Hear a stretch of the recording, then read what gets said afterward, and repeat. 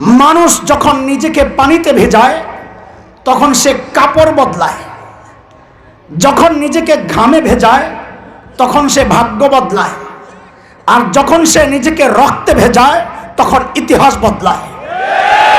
ওলামারা যেহেতু নিজের শরীর রক্তে ভিজিয়েছে, আমাদের কলিজার টুকরা ভাই ওসমান শরীফ বিন হাদি রাহিমাহুল্লাহ যেহেতু তার শরীরকে রক্তে ভিজিয়েছে, আমরা বিশ্বাস করি ইনশাআল্লাহ বাংলাদেশের ইতিহাসটাও বদলাবে।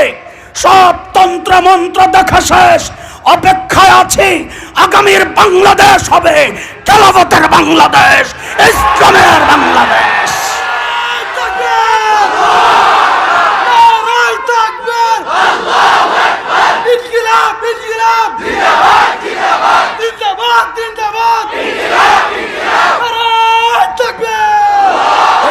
রহমান সাহেব কদিন আগে কি বলেছে জানেন? ওই বাউল আবুল সরকার, যার বক্তব্য নিয়ে তোলপাড় সারা দেশ, ওই ফজু বলে কি জানেন? আবুল সরকারের বক্তব্য নিয়ে যে এই মোল্লারা বিরোধিতা করছে, এর মূল কারণ হচ্ছে মোল্লাদের আবুল সরকারের বক্তব্য বুঝার মতো যোগ্যতাই নেই। আরে আপনারা সাধারণ মানুষ তো দূরের কথা, আবুল সরকারদের ইসলামে এই লেভেলের মোল্লারা পর্যন্ত বসতে পারে নাই ওই লেভেলে, ওই ফজু পাগলার কথা। তার মানে আমাদের যে দাবি, এ দাবি সত্য। এই সমাজের মানুষ জানেও না তারা ইসলাম থেকে বের হয়ে গেছে। আবুল সরকারের বক্তব্যগুলো যখন চলছে, আবার আল্লাহকে নিয়ে যে জঘন্য কথাবার্তা বলেছিল, যেই সূরাতুন নাস নিয়ে আমরা নিজেদের নিরাপত্তা নিশ্চিত করি, ওই সূরাতুন নাসকে নিয়ে যে জঘন্য কথাবার্তা সে বলেছে, এদেশের তৌহিদি জনতা তখন ফুঁসে উঠেছিল। সাধারণ মানুষকে ধোঁকার বোকা বানানোর জন্যে সরকার তাকে গ্রেফতার করে, এর প্রতিবাদে আবার বাউলরা মাঠে নামে। তখন তৌহিদি জনতা তাদেরকে ধাওয়া করে, কাউরে গাড়িতে উঠায় দিছে, কাউকে গোসল করানোর জন্য পুকুরে নামাই দিছিল। কিন্তু তখন আমরা দেখেছি এদেশের কিছু সুশীল মানে কুশীল টেলিভিশন টকশো, ইউটিউবার বিভিন্ন কন্টেন্ট তৈরি করছিল যে এটা মব জাস্টিস, এটা মব সন্ত্রাস, তৌহিদি জনতার নামে দেশে বিশৃঙ্খলা করার পায় তারা। আমরা অবাক হই নাই, কারণ মাঝে মধ্যে এই সুশীলদের উৎপাত আমরা সহ্য করি। অবাক হয়েছি কখন? যখন এদেশের এক শীর্ষ নেতা, শীর্ষ দলের শীর্ষ নেতার আক্ষেপ আমরা দেখছিলাম, তার যে হাই হুতাশ, তিনি বলছিলেন দেশকে বিশৃঙ্খলার মধ্যে ঢালার জন্য এই চক্রান্তগুলো, এটা আমাদের অস্তিত্বের বিষয়। বাউলদেরকে প্রতিরোধ করার কারণে নাকি ওনার লাগছে চেতনায় লাগছে। শুনেন ভণ্ড রাজনীতিবিদরা, আপনারা ভোটের জন্য ইমান বিক্রি করতে পারেন, কিন্তু এই তাওহীদি জনতা ইমানের জন্য জীবন দিতে পারে। আপনাদের ওই চেতনা আপনাদের চেতনা হইতে পারে, কিন্তু আমাদের পেগাম শুনে নেন, যেই চেতনা স্বাধীনতা সার্বভৌমত্বের বিরুদ্ধে দাঁড়াবে, যেই চেতনা আমার ধর্মীয় বিশ্বাসের বিরুদ্ধে দাঁড়াবে, ওটা আপনাদের ভণ্ড রাজনীতিবিদদের চেতনা হতে পারে। এদেশের ইমানদাররা ওই চেতনায় থুতু মারে আর লাথি মারে, থুতু মারে লাথি মারে। তখন আবু সুফিয়ানের মাধ্যমে একটা খবর পৌঁছাইছিলেন মক্কায়। কি খবর? মান দাখালাল মসজিদাল হারাম ফাহুয়া আমিন, মসজিদে হারামে গিয়ে যে আশ্রয় নিবে সে নিরাপদ। মান দাখালা দারা আবি সুফিয়ান ফাহুয়া আমিন, আবু সুফিয়ানের ঘরে যে আশ্রয় নিবে সেও নিরাপদ। মান আগলাকা বাবাহু ফাহুয়া আমিন, যে অস্ত্র ব্যবহার না করে নিজের ঘরের দরজা লাগায়া ভেতরে অবস্থান করবে সেও নিরাপদ। লা তাসরিবা আলাইকুমুল ইয়াউম বলে নবীজি মক্কায় যখন ঢুকেন সাধারণ ক্ষমা ঘোষণা করেছিলেন, সবাইকে আমি মাফ করে দিলাম। কিন্তু কিছু মানুষের নাম বলেছেন নবীজি, এদের ক্ষমা নাই। এই এরা কারা? ঐতিহাসিকদের মধ্যে সামান্য কিছু মত পার্থক্য থাকলেও অধিকাংশের যেই মত, বিশ্ববিখ্যাত আলিম শেখ ইবনে তাইমিয়া রহমাতুল্লাহি আলাইহির এক বিখ্যাত কিতাব আছে, ওলামাদের কাছে পরিচিত নাম আস-সারিমুল মাসলুল আলা শাতিমির রাসূল।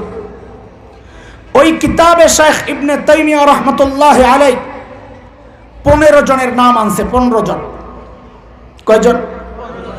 আব্দুল্লাহ ইবনে খাতাল, কুরতুনা, কুরাইনা, সাররা, মাকিস ইবনে সুবানা, হুয়াইরিস ইবনে নাকিদ, আব্দুল্লাহ ইবনে জিবিয়ারা, আব্দুল্লাহ ইবনে সাদ ইবনে আবি সারাহ, ইকরামা ইবনে আবি জাহল, হুবার ইবনুল আসওয়াদ, হুবাইরাহ বিনতে আবি ওয়াহাব আল মখজুমি, হারিস ইবনে তলাতিল, কাব ইবনে জুহাইর, ওয়াহশি ইবনে হারব, হিন্দা বিনতে উতবা।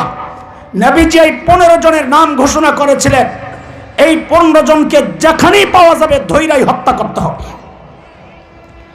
এই 15 জনের একজন ছিল আব্দুল্লাহ ইবনে খাতাল। আব্দুল্লাহ ইবনে খাতাল যায়া কাবার গিলাফের ভিতরে যায়া লুকাইছে। কোন জায়গায়? কেন তুই আর জায়গা পাইলি না? এক একজন এক এক দিকে পালাইছে। হযরত ইকরামা তো ইয়ামানের দিকে, পরে অবশ্য বিবির মাধ্যমে মুক্তি পাইছেন উম্মে হাকিম বিনতে হারিস ইবনে হিশাম বিবি। আব্দুল্লাহ ইবনে খাতাল যায় লুকাইছে কই? কাবার গিলাফের ভেতরে। কেন? ওই কি বোকা? ও জানে না মুসলমান সর্বপ্রথম কাবার কাছে আসবে, জানে না তো ওখানে গেছে কেন? ও ছিল বাটপার, চরম বাটপার, ওরে বাটপার। কোন বাটপার রে? ওরে বাটপার। ওই বাটপার মনে করছে কি মুসলমান তো কাবাকে সম্মান করে, ভালোবাসে, কাবার গিলাফ দিয়া যদি আমি নিজেরে জড়াই তো মুসলমান মনে হয় আমারে ছেড়ে দিব। মুসলমানের আবেগের জায়গা দিয়া মুসলমানকে ধোঁকা দিতে চাইছে, যেই ধোঁকাটা এখনকার কিছু কিছু রাজনীতিবিদ দিতে চায়। সারা জিন্দেগি ইসলামের বিরুদ্ধে, ওলামাদের বিরুদ্ধে, খেলাফত ব্যবস্থার বিরুদ্ধে, শরিয়া আইনের বিরুদ্ধে। এমন আল্লাহর বান্দাদেরকেও দেখি আমরা কি করে, ওরা জানে এই টুপিটা মুসলমানদের আবেগের জায়গা, এই হিজাব মুসলমানদের আবেগের জায়গা। সারা জিন্দেগি ইসলাম, ইসলামী পোশাক, ইসলামী কালচার, এগুলার বিরুদ্ধে বলে বলে যেই না নির্বাচন আসে আস্তে টুপি একটা লাগায় হাসান বসরি হয়ে যায়। কথা ঠিক? আপনারা পাবলিকও 2 নম্বর। আপনারা ঠিক বলেন এখানে, ভোট দেন ওখানে। এটাও ঠিক, ঠিক, এটাও ঠিক না? না, এই 2 নম্বরই ঠিক আর চলবে না। এখন সময় আসছে পরিবর্তনের। আমার ভাই বলছে রক্ত বৃথা যেতে দেবে না, একটা সঙ্গীতে বলছে না, এটা দেওয়া লাগে না, এটাই সিস্টেম। মানুষ যখন নিজেকে পানিতে ভেজায় তখন সে কাপড় বদলায়, যখন নিজেকে ঘামে ভেজায় তখন সে ভাগ্য বদলায়, আর যখন সে নিজেকে রক্তে ভেজায় তখন ইতিহাস বদলায়। ওলামারা যেহেতু নিজের শরীর রক্তে ভিজিয়েছে, আমাদের কলিজার টুকরা ভাই ওসমান শরীফ বিন হাদি রাহিমাহুল্লাহ যেহেতু তার শরীরকে রক্তে ভিজিয়েছে, আমরা বিশ্বাস করি ইনশাআল্লাহ বাংলাদেশের ইতিহাসটাও বদলাবে। সব তন্ত্র মন্ত্র দেখা শেষ, অপেক্ষায় আছি আগামীর বাংলাদেশ হবে খেলাফতের বাংলাদেশ, ইসলামের বাংলাদেশ।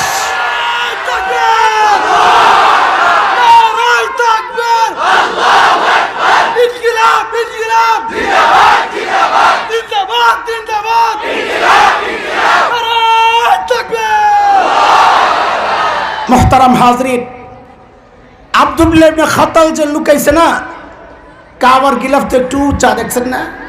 নিচে দিয়ে খালি, ওর নিচে দিয়ে তো পাও দেখা যায়। হযরত আলী দেখছেন 2টা পাও দেখা যায়, বুঝছেন ভিতরে কোনো আসামি আছে না। লুকাবি কে? মাফ করে দিছে, লুকাবি কে? এটা তো লুকানের জায়গা না। লুকানের জায়গা মসজিদ, নিজের ঘর, আবু সুফিয়ানের ঘর। এখানে কি? হযরত আলী খোলা তরবারি নিয়ে দিছেন দৌড়। হযরত আলীর দৌড় দেখছেন আরো 2 সাহাবী, আসামি দেখে নাই, আলীর দৌড় দেখছে। দেখা বুঝছে আলী এত হালকা লোক না, খামাখা দৌড় দেয় নাই, নিশ্চয়ই কাস্টমার একটা পাইছে, কিছু না দেখে লগে লগে দৌড় দিছে।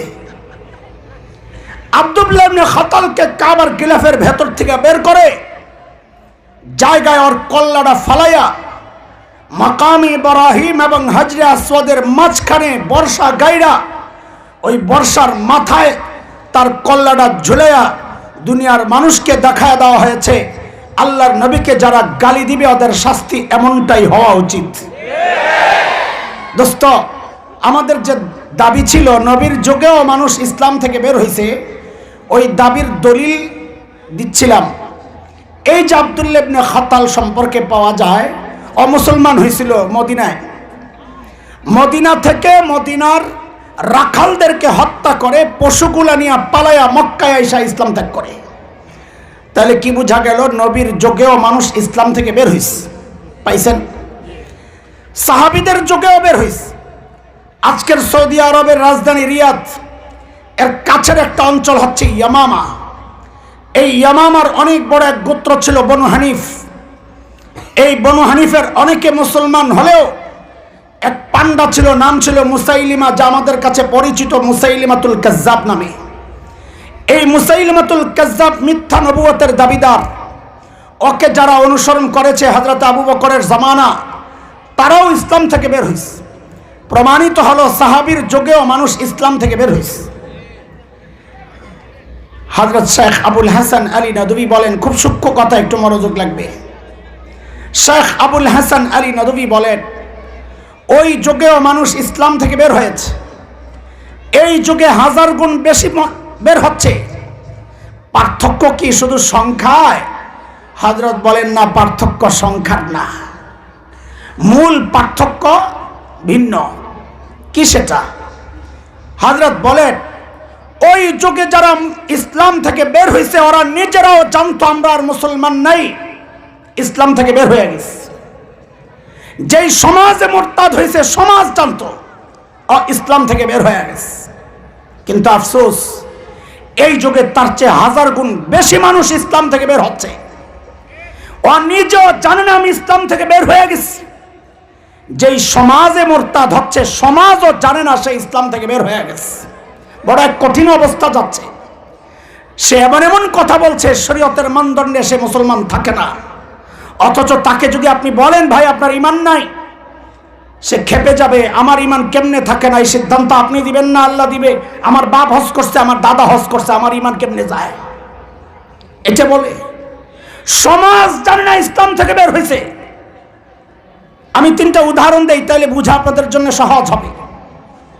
2013 শাহবাগে যখন গণজাগরণ মঞ্চ বসে, ওই গণজাগরণ মঞ্চের আড়ালে কিছু নাস্তিক ব্লগার কুলাঙ্গার আল্লাহর নবী সাল্লাল্লাহু আলাইহি ওয়াসাল্লামের বিরুদ্ধে এমন সব জঘন্য লেখালেখি করছিল, সারা বাংলাদেশের তাওহীদি জনতা আল্লামা আহমদ শফি নওয়ারাল্লাহু মারকাদার নেতৃত্বে ফুঁসে উঠেছিল। শাপলা চত্বরের সেই ঘটনা যার মূল বিষয়। ওই সময় বাংলাদেশের কিছু ইমানদার যুবক, আমি হাসান জামির দৃঢ়ভাবে বিশ্বাস করি ওদের ঈমান আমার চেয়ে মজবুত ছিল। কারণ নবীর প্রেমে তারা যে কাজটা করতে পেরেছিল আমি পারি নাই। কি করেছিল? ওই সময়ের এক বিখ্যাত কুখ্যাত নাস্তিক রাজীব হায়দার থাবা বাবা চালাতো, ওই রাজীব হায়দারকে ওরা হত্যা করেছিল। আল্লাহর নবীকে যারা গালি দেয় তাদের শাস্তি এটাই তো হওয়া উচিত। আমরা কাউকে নবীর দুশমন হত্যা করার জন্য উৎসাহিত করছি না, কিন্তু দেশের একজন নাগরিক হিসাবে এই দাবি করা আমাদের নৈতিক অধিকার, আমাদের অধিকার, আমাদের নৈতিক দায়িত্ব এবং অধিকার। তোমার বাবাকে গালি দিলে তার শাস্তি হয়, তোমাদের শাসন ব্যবস্থা নিয়ে সমালোচনা করলে তার শাস্তি হয়, তোমার সন্তানকে নিয়ে কটূক্তি করলে তার শাস্তি হয়। তোমরা তোমাদের আপনজনকে যতটা ভালোবাসো, এই ইমানদার জনগোষ্ঠী তার নবীকে তার চেয়ে 1000 কোটি গুণ বেশি ভালোবাসে। সে ভালোবাসার জায়গা থেকে আমাদের দাবি, আইন আমরা নিজের হাতে তুলে নিতে চাই না। বাংলাদেশে কিছু কুলাঙ্গার মাঝে মধ্যেই ধর্মীয় একটা পরিচয়ে নিজেকে আড়াল করার চেষ্টা করে, বাঁচানোর চেষ্টা করে, কিন্তু মাঝে মধ্যে আমার নবীকে নিয়ে ওরা কটূক্তি করে, গালাগালি করে। ইমানদাররা নিজেদেরকে সহ্য করতে না পারে হামলে পড়ে, আমরা উৎসাহিত করছি না। কিন্তু আমাদের দাবি একটাই, সাময়িক গ্রেফতার করে আমাদের চোখে যে ধুলে দেওয়ার চেষ্টা করা হয়, এই সমস্ত ধোঁকাবাজি আমরা মানি না। আইন করতে হবে, অন্য কোনো শাস্তি মানি না। আল্লাহর নবী কিনে যারা কটূক্তি করবে ওদের একটাই বিচার করতে হবে, প্রকাশ্যে মৃত্যুদণ্ড দিতে হবে, মৃত্যুদণ্ড দিতে হবে।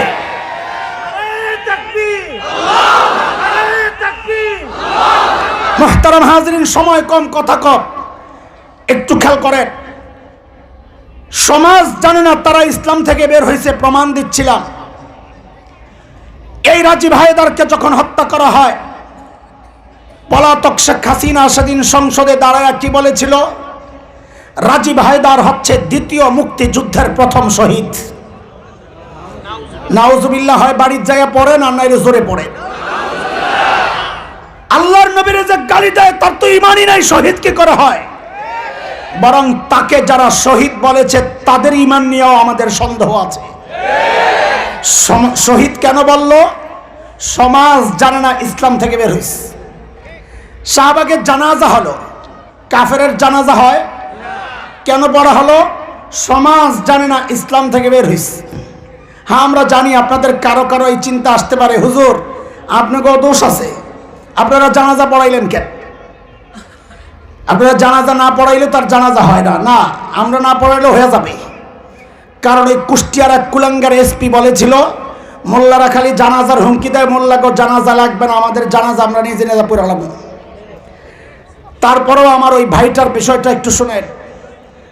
ক্ষমতার দাপটে ওরা জোর করে ওই ভাইকে নিচে ওখানে।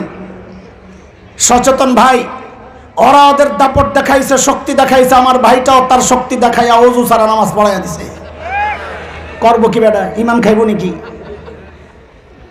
তকবীর দিছে 3টা, পরদিন পত্রিকা আসছে কয়টা? আরে কথা কর না, তাড়াতাড়ি, সময় কম। আমি একজনকে জিজ্ঞেস করছি, ভাই এই যে 3 তকবীর দিল, পিছন থেকে কেউ ভুলটুল ধরে নাই? তো বেচারা জবাব একটা দিছে বড় মজবুত, পিছনে যে খাটাসটি দাঁড়াইছে জানলে না তকবীর কয়টা। ভুল ধরার জন্য তো জানা লাগবে। ভাই জানাজা কেন পড়লো? ওই যে আমাদের পেছনের দাবি, সমাজ জানে না সে ইসলাম থেকে বের হয়ে গেছে। 3 নম্বর উদাহরণ, বাংলাদেশে গত 1-1.5 মাস সবচেয়ে ভাইরাল ইস্যুগুলোর মধ্যে শেষ ইস্যু ছিল বেগম জিয়ার দুনিয়া থেকে বিদায়। আল্লাহ তার ভুলগুলো ক্ষমা করে তাকে জান্নাতবাসী হিসাবে কবুল করেন। তারও আগের ভাইরাল ইস্যু ছিল তারেক জিয়ার দেশে আসা। তারও আগের ভাইরাল ইস্যু ছিল আমাদের প্রিয় ভাই শহীদ ওসমান শরীফ বিন হাদি রহিমাহুল্লাহর শাহাদাত। কিন্তু এই সব ভাইরাল ইস্যুতে আরেকটা কঠিন ইস্যুর টিস্যু হয়ে গেছে। সেটা ছিল ইস্যু আউল বাউল ফাউলদের ইস্যু। কি বলছি? শব্দ তো আসলে বাউল, মাঝখানে রাখছি, ওরে এক পাশে আউল লাগাইছি, এক পাশে ফাউল লাগাইছি। কেন তোরা ভয় না পায়? একা মানে দোস্ত, তুমি একা না, তোমার 2 পাশে 2 বডিগার্ড আছে, এক পাশে আউল আর এক পাশে ফাউল, তুমি মাঝখানে বাউল, ডরাইও না। বাংলাদেশে যে সমস্ত বাউলরা আছে, বিশেষ করে শীর্ষ বাউলরা, ভাই একটু ভরসা রাখেন। আমি লেখাপড়া করছি বাউলদেরকে নিয়ে। আমার প্রতিবেশী ধানমন্ডি 1 নম্বর রোডে বাসা, নাস্তিক আহমদ শরীফ, ওলামাদের কাছে পরিচিত নাম, তার বিরুদ্ধে অনেক আন্দোলন সংগ্রাম হয়েছে। এই নাস্তিক আহমদ শরীফের বই লেখা আছে বাউল তত্ত্ব, নাস্তিকের লেখা বাউলদেরকে নিয়ে। এটা কি ইসলামের পক্ষের কোনো বই হবে না বিপক্ষের? আমি বলি কি, ওই বিপক্ষের বইটাও যদি কেউ পড়ে তো বলবে সিসি সিসি, বাউলদের রুচি এত নোংরা, চিন্তা এত নোংরা, আরে শুয়োর আর কুকুরের রুচিও তো এর চেয়ে ভালো আছে, এটা বলতে বাধ্য হবে। তাদের যে চিন্তা, যে বিশ্বাস, এর সাথে ইসলামের কোনো সম্পর্ক না, এগুলো সব মুরতাদ। অথচ এই সমাজের বহু মানুষ তারা যে ইসলাম থেকে বের হয়েছে এরা জানে না। শুধু জানে না না, এমন সুশীল আছে যারা মনে করে বাউলরা শুধু মুসলমান না, হাই লেভেলের আধ্যাত্মিক মুসলমান। বলে আপনার এই কথার প্রমাণ কি? প্রমাণ লন। কিশোরগঞ্জের এক পাগলা আছে, আপনারা মায়া করে পাগলা বলেন, আমি কাউরে পাগলা বলতে রাজি না। হ্যাঁ, কিসে? আমি ফজু পাগলা বলছিলাম? আমি নাম বলতেছি না, আপনি ফজু পাগলা কেন বলতেছেন? ওখান থেকে আস্তে আস্তে মিনমিন মিনমিন করে। এবার আমি ফজু পাগলা বলছিলাম? আমি তো কাউরে পাগলা বলতে রাজি না, আর ফজু নামও বিকৃত করতে রাজি না। কত সুন্দর নাম, ফজলুর রহমান, আর উনি কয় ফজু পাগলা। এটা কোনো কথা? আপনি শুনছেন আমি ফজলু পাগলা কইছিলাম? আমি তো একবারের জন্য ফজলু পাগলা বলি নাই। এরা কেন কয় বেজাল লাগানোর লেগে আমার বিপদে ফেলাইতে? আচ্ছা শোনেন, ওই ফজলুর রহমান সাহেব কদিন আগে কি বলেছে জানেন? ওই বাউল আবুল সরকার, যার বক্তব্য নিয়ে তোলপাড় সারা দেশ, ওই ফজলু বলে কি জানেন? আবুল সরকারের বক্তব্য নিয়ে যে এই মোল্লারা বিরোধিতা করছে, এর মূল কারণ হচ্ছে মোল্লাদের আবুল সরকারের বক্তব্য বুঝার মতো যোগ্যতাই নেই। আরে আপনারা সাধারণ মানুষ তো দূরের কথা, আবুল সরকারদের ইসলামে এই লেভেলের মোল্লারা পর্যন্ত বসতে পারে নাই ওই লেভেলে, ওই ফজলু পাগলার কথা। তার মানে আমাদের যে দাবি, এ দাবি সত্য। এই সমাজের মানুষ জানেও না তারা ইসলাম থেকে বের হয়ে গেছে। আবুল সরকারের বক্তব্যগুলো যখন চলছে, আমার আল্লাহকে নিয়ে যে জঘন্য কথাবার্তা বলেছিল, যেই সূরাতুন নাস নিয়ে আমরা নিজেদের নিরাপত্তা নিশ্চিত করি, ওই সূরাতুন নাসকে নিয়ে যে জঘন্য কথাবার্তা সে বলেছে, এদেশের তৌহিদি জনতা তখন ফুঁসে উঠেছিল। সাধারণ মানুষকে ধোঁকার বোকা বানানোর জন্যে সরকার তাকে গ্রেফতার করে, এর প্রতিবাদে আবার বাউলরা মাঠে নামে। তখন তৌহিদি জনতা তাদেরকে ধাওয়া করে, কাউরে গাড়িতে উঠায় দিছে, কাউকে গোসল করানোর জন্য পুকুরে নামাই দিছিল। কিন্তু তখন আমরা দেখেছি এদেশের কিছু সুশীল মানে কুশীল টেলিভিশন টকশো, ইউটিউবার বিভিন্ন কন্টেন্ট তৈরি করছিল যে এটা মব জাস্টিস, এটা মব সন্ত্রাস, তৌহিদি জনতার নামে দেশে বিশৃঙ্খলা করার পায় তারা। আমরা অবাক হয় নাই, কারণ মাঝে মধ্যে এই সুশীলদের উৎপাত আমরা সহ্য করি। অবাক হয়েছি কখন? যখন এদেশের এক শীর্ষ নেতা, শীর্ষ দলের শীর্ষ নেতার আক্ষেপ আমরা দেখছিলাম, তার যে হাই হুতাশ, তিনি বলছিলেন দেশকে বিশৃঙ্খলার মধ্যে ঢালার জন্য এই চক্রান্তগুলো, এটা আমাদের অস্তিত্বের বিষয়। বাউলদেরকে প্রতিরোধ করার কারণে নাকি ওনার লাগছে চেতনায় লাগছে। শুনেন ভণ্ড রাজনীতিবিদরা, আপনারা ভোটের জন্য ইমান বিক্রি করতে পারে, কিন্তু এই তাওহীদি জনতা ইমানের জন্য জীবন দিতে পারে। আপনাদের ওই চেতনা আপনাদের চেতনা হইতে পারে, কিন্তু আমাদের পয়গাম শুনে নেন, যেই চেতনা স্বাধীনতা সার্বভৌমত্বের বিরুদ্ধে দাঁড়াবে, যেই চেতনা আমার ধর্মীয় বিশ্বাসের বিরুদ্ধে দাঁড়াবে, ওটা আপনাদের ভণ্ড রাজনীতিবিদদের চেতনা হতে পারে। এদেশের ইমানদাররা ওই চেতনায় থুতু মারে আর লাথি মারে, থুতু মারে লাথি মারে।